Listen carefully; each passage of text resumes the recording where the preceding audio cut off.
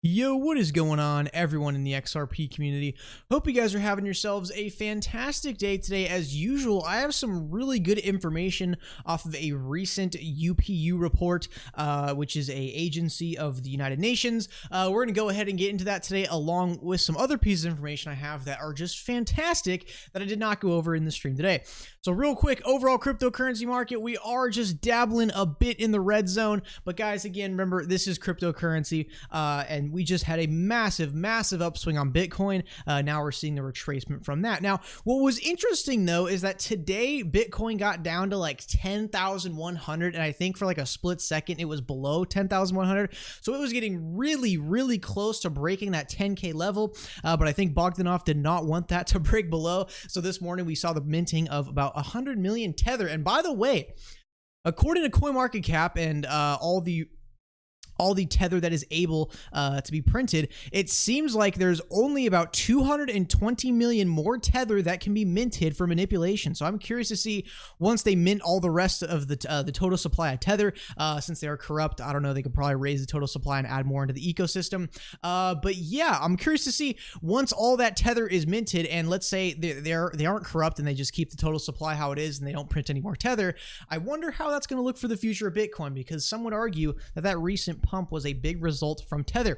Again, keep in mind how the volume of Tether, 29.3 billion, and Bitcoin 29.9 billion. The Bitcoin and Tether volume are literally like identical. So man, it's clear that Tether is running Bitcoin up like crazy. So let's get into the news of today. But again, just final thoughts. Glad to see that, hey, it's at least it didn't break below that 10K level. So it seems like we got some sort of a psychological support at 10K, I guess. So honestly, looking for Bitcoin to go up now, and hope all is well. And we get some nice freaking boost in the altcoins, not just Bitcoin.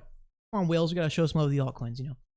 Okay, so the information of today, let's get into it. It comes today from Wrath of Khan. Make sure to go give him a follow on Twitter. He's one of these kind of like deep dive researchers on Twitter. You guys really like his account. Make sure do give him a follow. So he shows that the Universal Postal Union recommends crypto as a solution to financial inclusion, mentioning Ripple, XRP specifically, as well as some partners. We've seen Japan's Postbank join SBI Ripple Asia. So Universal Postal Union, let's go ahead before we read into their statements and their praising of specifically XRP and demonstrating a perfect XRP use case and how that would actually flow. Let's go ahead. Let's check out this Wikipedia of the Universal Postal Union. Now, when I first heard this, I'm like, Universal Postal Union, what is this? Some like little small postal, I mean, I was just thinking like, what is this, some small postal union? So I'm like, okay, you know what, let's head to Wikipedia, let's get some clarification here. So now this is where it gets interesting. The Universal Postal Union, established by the Treaty of Berne all the way back in 1874. That's when this was established. This organization was established. So, and the Universal Postal Union, which you're going to see a lot of references through the Wikipedia and this document right here, you're going to see it referenced as UPU. They are actually a specialized agency of the United Nations that coordinates postal policies among other nations, in addition to the worldwide postal system. And you can see all the countries that are working with them. And yeah, that is basically, give or take a couple countries, it's basically every single country is part of the Universal Postal Union. But the real key point here is that they are a specialized agency of the United Nations. Now, because they are kind of more of a governmental agency, there was no data on like how much volume they do or how big the institution actually is, how many locations they have all over the world. So I wasn't able to find any sort of data like that. But the real important part being a specialized agency of the United Nations. So in a way, we could sort of think of UPU as a subsidiary of United Nations. I mean, not really, because a subsidiary is more like you full on own like another, it's a parent company who owns a subsidiary, but it is a specialized agency of the United Nations. That is the important part here. United Nations, massive government organization. Now, from this Wrath of Kahneman screenshot right here, you can see, let's go ahead and read through. So in partnership with the International Organization for Migration and RIA Money Transfer, confirmed working with Ripple, from a digital currency perspective, La Poste Tunisie, whoever they're talking about there, I can't pronounce that, allows inward remittances from Western Union to be transferred directly to individual prepaid e-dinar cards. Interesting.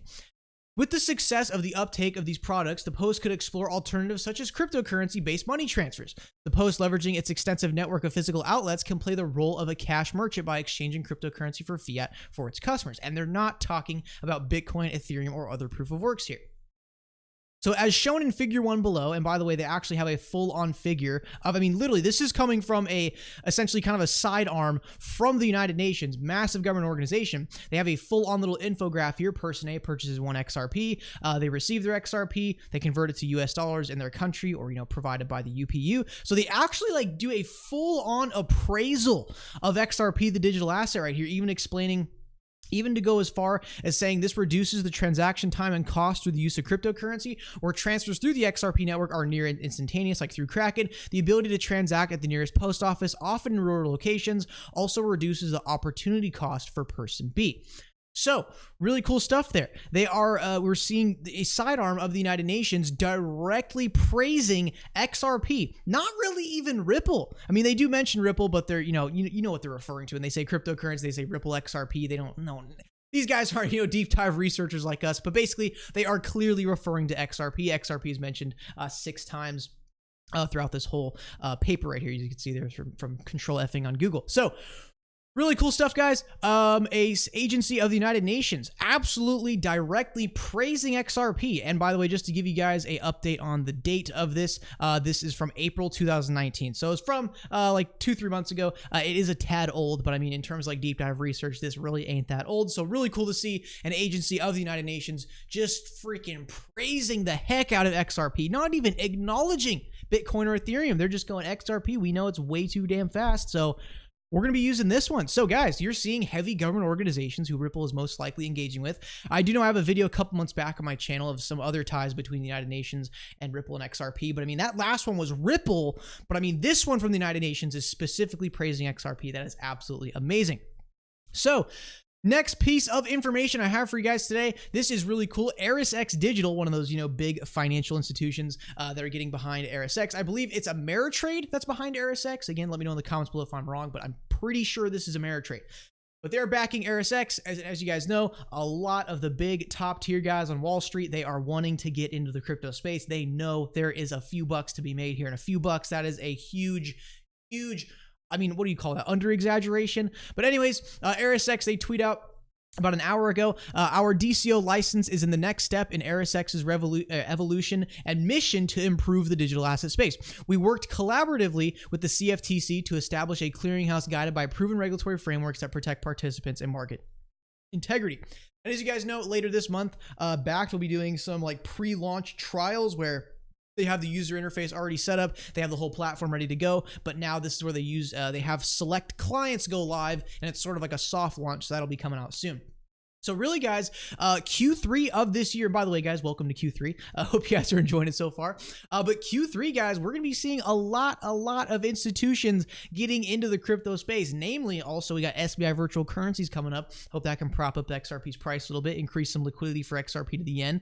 But again, just like ErisX, Bakkt, TD Ameritrade, they're all, I mean, like Morgan Stanley, JP Morgan. I used to be able to name like all of them off the top of my head, but you guys know it's like 10, 15 gigantic institutions have all stated in 2018, like, hey, we are coming out, we are building a cryptocurrency platform. So this is just the start of them finally starting to get the regulatory clarity worked out. As you guys remember, I think in last week's news, LedgerX got approved for a Bitcoin exchange traded fund, and now we're seeing ErisX come out saying we're working with the CFTC to get the right regulatory frameworks, as well as Bakkt was saying a similar thing about a month ago with their regulations. Man, when these institutions step in and provide that easy on-ramp for average Joes, whew, man, we could see some big retail FOMO. And by the way, just something I want to note really quick is that when Bitcoin hit 14K, if you go to the Google trend searches and look up how many people have searched buy Bitcoin, they are still absolutely flatline stagnant. So the retail frenzy hasn't even hit yet.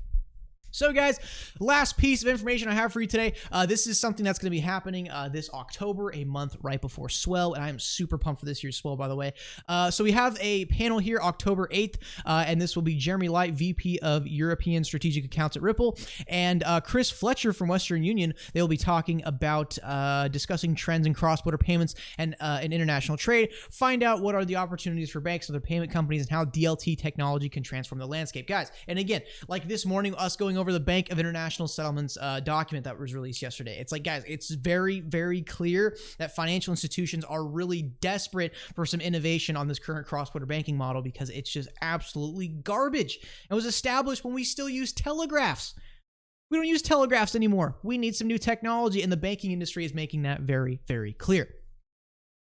All right, guys, thank you so much for tuning in the video today. Really do appreciate it. Make sure you do smash the like, subscribe, check the links in the description if you'd like to support the channel. Check below the description if you want to get yourself some sweet Ripple XRP merch. Make sure hit those post notifications so you never miss a video or stream. And as always, let me know what you guys think in the comments below. And now, guys, I know the price of XRP ain't that exciting, but I'm telling you, this is part of being a hodler. Becoming a millionaire is not easy. Achieving financial freedom is not an easy task, but the key really is patience.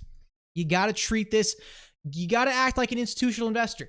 The reason why we've had so much capital move from private individuals to institutions is because institutions have one thing that individuals usually don't have, and that is patience, riding the wave, meditating with the market, let it flow, let it do its thing. Do not be emotionally attached to price action, and don't get all emotional when you see other coins move up, but XRP doesn't, because that's not how this market works. We don't have all these coins simultaneously moving up. They all have their own little times to pump. So be patient. There are all good things with the Ripple ecosystem. The XRP ecosystem, as we proved today, it just continues to do nothing but grow. And guys, our time will come soon. You just got to be patient and hold along. All right, guys. Thank you so much for tuning in the video today. Really do appreciate it. I'll see you guys in the next one.